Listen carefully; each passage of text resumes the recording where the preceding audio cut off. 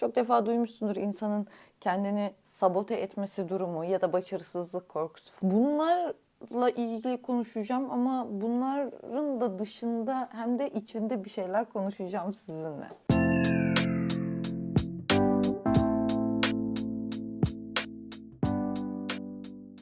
İnsan maalesef geçmişinden, çocukluğundan getirdiği bazı kalıpları öyle kolay kolay değiştiremiyor. Ne kadar terapiye gidersen git, ne kadar nefes kamplarına, bilmem nerelere gidersen git, ne kadar okursan oku, o kalıplar orada kalıyor. Bunlarla savaşıyoruz, bunları yenmeye çalışıyoruz, bunların üstesinden gelmeye çalışıyoruz.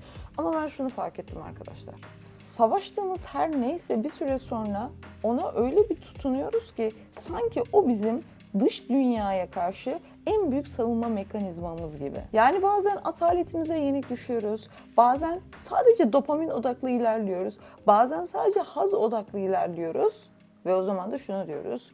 Evet, ben kendi kendimi sabote ediyorum çünkü ben başarmaktan korkuyorum ya da ben mükemmelliyetçiyim. Tabii mükemmelliyetçilik tabii ki ayrı bir konu. Burada lütfen hemen mükemmelliyetçiler böyle bir şahlanmasınlar, rica ediyorum onlardan. O ayrı bir alan. Fakat açık açık konuşalım çünkü burası öyle bir kanal. Bazen bir şeylerin arkasına da sığınıyoruz maalesef, farkında olarak ya da olmayarak.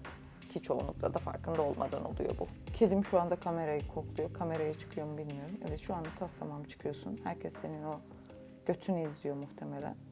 Gel benim güzelim. Bak, kedi böyle tutulur. Kedi böyle sevilir. Kedi böyle koklanır. Çünkü kediler mis kokar değil mi kızım? Mis kokarlar değil mi? Çoğumuzun zaten travmaları var, çoğumuzun acıları var. Yanlış yetiştirildik. Bunu bir yerde kabullenmek gerekiyor. Yani şu değil aslında olay. Ya bilmiyoruz şu anda biz de çocuklarımıza kim bilir ne travmalar bırakıyoruz. Çünkü biz de doğru bildiğimizi yapıyoruz. Onlar da doğru bildiklerini yaptılar ya. Sonuçta şunu demediler.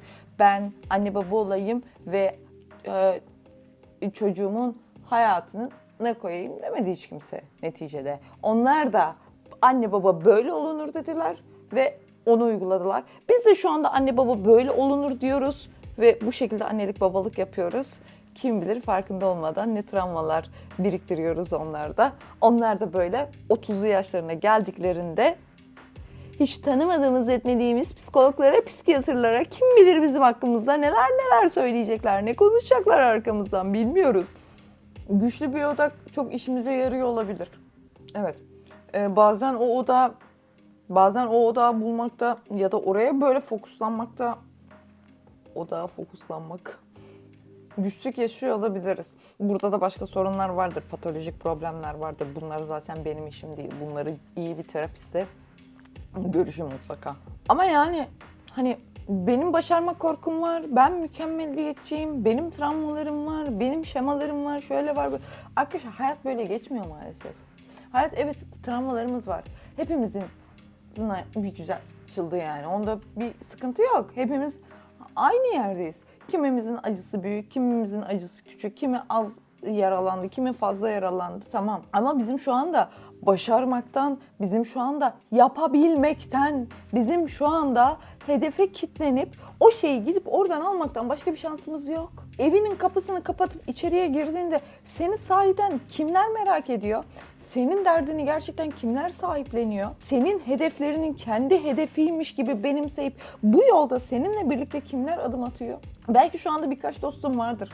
Belki seninle aynı şeyi düşünen bir sevgilin bile vardır. Ama birazcık inadın tutsun. Ama birazcık işler böyle sendelemeye başlasın. Birazcık işler rayından çıksın, bakalım ne olacak. Sen de biliyorsun aslında ne olacağını. Burada pesimist bir taraftan konuşmuyorum. Yani sana karşılıksız sevgi yoktur, herkes yalan, herkes bilmem ne, sen teksin. Bak, bunu demiyorum. Bunu da diyenleri de gerçekten onaylamıyorum, dinlemiyorum, tasvip de etmiyorum. Ama bunlara tutunup da şurada pohpohlanmayı, pamuklara sarılmayı bir bırak, buradan bir vazgeç diyorum. Asıl cesaret bu sendelediğin zamanlarda, bu iç sıkıntının büyüdüğü zamanlarda, bu böyle yolunu, hedefini, her şeyini kaybettiğin anlarda kendinle başa çıkma cesaretidir. Esas cesaret budur. Bunun kolay olduğunu söylemiyorum ama imkansız da değil. Sen bugüne kadar bunları başarabilen insanların ya da sayısız işler, büyük büyük işler yapan insanların hepsinin öyle sırça köşklerde büyümüş, bir eli yağda bir eli böyle mi zannediyorsun? Değil arkadaşım, değil. Büyük büyük insanların hayatlarını okumuşsundur, dinlemişsindir. Bu videoyu şu anda izliyorsan zaten sen oralardan geçip gelmişsindir. Ama neden ben yapamıyorum? Neden sen yapamıyorsun? Çünkü disiplinimiz eksik, öz disiplin eksik. Şu beynimizin diğer yarısına, disiplinli, otoriter, hiçbir şeyden ödün vermeyen ve başarı odaklı o kişiyi, o beyni, o zihni oraya koyamıyoruz. O benliği oraya koyamıyoruz. Çünkü bu benliği hiçbir zaman sindiremiyoruz, yediremiyoruz. Neden? O benlik seni erkenden yatağından kaldıracak. O benlik seni spor salonuna koşturacak. O benlik sana bütün ödevlerini, bütün projelerini, tezini, bilmem neyini, her şeyini vaktinde yaptıracak. O benlik sana dışarıda boşa vakit harcatmayacak. O benlik seni anlık hazların peşinde koşturmayacak. Böyle bir benliği kim sever ki? Ama seveceksin güzel kardeşim. Seveceksin bebeğim. Belki bugün sosyal medyada birilerini görüyorsun. Burada sana sosyal medya mükemmel hayat öyle değil aslında gibi bu zırvalıklardan bahsetmeyeceğim. Çünkü artık sen de neyin ne olduğunu farkındasın. Ama işe şöyle baksana. Bunlar bu işi nasıl yapıyorlar? Bunlar nasıl başarılı gibi görünüyorlar? Gibi görünmek özellikle kullandım. Ya da sahiden bunlar böyle enerjiye nasıl sahipler? Bunlar nasıl böyle içerik üretiyorlar? Nasıl bu kadar disiplinli olabiliyorlar? Çünkü az evvel bahsettiğim o beyni, o diğer zihni, o benliği kurabilmiş, inşa edebilmiş ve ona diz çökebilmiş kişiler onlar. Evet, öyle bir kişilik oluşturacaksın ve o kişiliğe itaat edeceksin. Sen eğer o kişiliğe itaat etmezsen, arkandaki yaralı çocuk her ağladığında ona hizmet etmek zorunda kalırsın. Peki o yaralı çocuğun bize dezavantajları nelerdir? Kötü giden bir ilişkini bitiremezsin. İyiye gidecek olan işlerini yoluna koyamazsın. Sürekli bağımlılıklar oluşturursun. Sürekli haz peşinde koşarsın. Uyku düzenin bozulur. Sağlığın bozulur. Duygusal yaralarının ve duygusal o ufak tefek travmaların üstesinden gelemezsin. Bütün duyguları büyük büyük yaşarsın. Uzlaşmacı bir insan olamazsın. Aslında videoyu daha fazla uzatmak istemiyorum. Şöyle de toparlamak istiyorum. Şu dışarıda gözünün gördüğü şu dünya, şu evren var ya, ya da bu hayat, ya da şu ekosistem, bu renkler, bu mevsimler, bu güneş, yağmur, bulut, bilmem ne, odur budur. Bunlar hızla geçiyor. Günler hızla geçiyor, haftalar hızla geçiyor. Yaşam elinden böyle kayıp gidiyor. Bu da sende büyük bir iç sıkıntısı olarak yankı buluyor. Bu da sende umutsuzluk olarak yankı buluyor. Bu da sende disiplinsizlik olarak yankı buluyor. Ve nihayetinde kendini sürekli sabote ediyorsun, kendini sürekli aşağı çekiyorsun. O az önce bahsettiğim o zihinle, o benlikle, o otoriter olan tarafınla hemen devreye girmen gerekiyor. Klasik bir cümle var ya, bunu sen yapmazsan hiç kimse yapmayacak. En çok katıldığım cümledir bu. En çok katıldığım cümle. Yıllar içinde çok fikrim değişti, çok okumalar yaptım. Dedim bak o öyle değilmiş aslında, böyleymişler bilmem ne. Ama değişmeyen tek şey şuydu. Değişimin kendisi. Herakleitos, sevgiler. Sen yapmasan kimse yapamaz. Freud'u mezarından kaldırıp getirelim. Yine de sana çare olmaz. Dünyanın en iyi psikiyatrları, en iyi terapistleri, onları bunları gel. Şuradaki kilidi sen açmadığın sürece, o benliği, o zihni oraya koymadığın sürece senden başkası yapamaz. Başarmaktan korkuyor olabilirsin, mükemmeliyetçi olabilirsin ama bunların hepsi sana ayak bağı, bunların hepsi prangalar.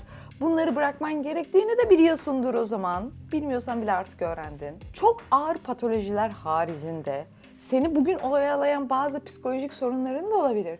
O sorunlar orada kalsın, onlarla boğuşma, onlarla savaşma. Dedim ya, onlara dönüşmeye başlayacaksın. Onlar senin artık savunma mekanizmaların olacak. Çünkü her düştüğünde, her ertelediğinde, her yarım bıraktığında benim onun var. Bak, söylemiyorum, siz anladınız burada o patolojilerin neler olduğunu. Benim onun olabilir, onunla ilerlemeyi öğren o zaman. Patolojin karakterinin bir parçası haline gelmesin. Bu patolojiyle yeni bir disipliner sen oluşturabilirsin. Başarmaktan korkma. Başarı öyle çok da korkulacak bir şey değil. Yok işte zirvede yalnız olursunlar bilmem neler. Bazı böyle kodlamalar var ya, insan birazcık da bunlara da inanıyorum yani. Bunlarla birlikte de kendini sabote edebiliyor yani maalesef. Çok başarılı olduğu zaman yuvasından uçma korkusu, artık o sahiplendiği, kök saldığı, o ait hissettiği çevreden uzaklaşma korkusu. Bunlar tabii bilinç dışında işleniyor. Ama bu kadar da irdeleme. Yani insanın benliğiyle, zihniyle bu kadar da böyle mıç mıç olması aradaki resmiyete zarar verir. O resmiyet birazcık daha iyidir. Yani o zihninin içerisine bu kadar girip, bu kadar onu da irdele, onu da bırak irdeleme hiçbir şeyi ya. Bırak irdeleme yani böyle bir sorun varsa bırak o sorun orada kalsın, onunla da uğraşma, hiçbir şey yapma. O sorun orada, evet bende bu sorun var. Peki ben bu sorunla bugün ya da yarınımı nasıl güzelleştirebilirim, nasıl disipline edebilirim, nasıl her şeyi yoluna koyabilirim? Burasını düşün. Ben bu sorunumu halledeceğim. Halletme, halledilmiyor demek ki. Bırak kalsın, o da halledilmeyen bir problem. Ama halledemediğimde bana böyle yapıyor. Öyle yapmasını engelleyecek yollar bul o zaman kendine. Şimdilik videoyu burada kapatmak durumundayım. Çok fazla uzamasını da istemiyorum artık. Beni dinlediğin için teşekkür ediyorum.